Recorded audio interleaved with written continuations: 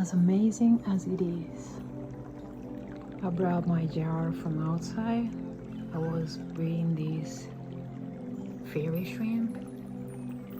It got frozen, completely solid frozen on the top, but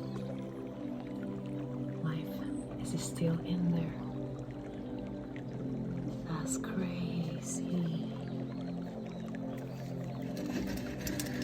So my next job here is going to, well, I guess let the last guy pass, and then I need to dry the glass, collect the dust when it dries out, because they lay eggs there.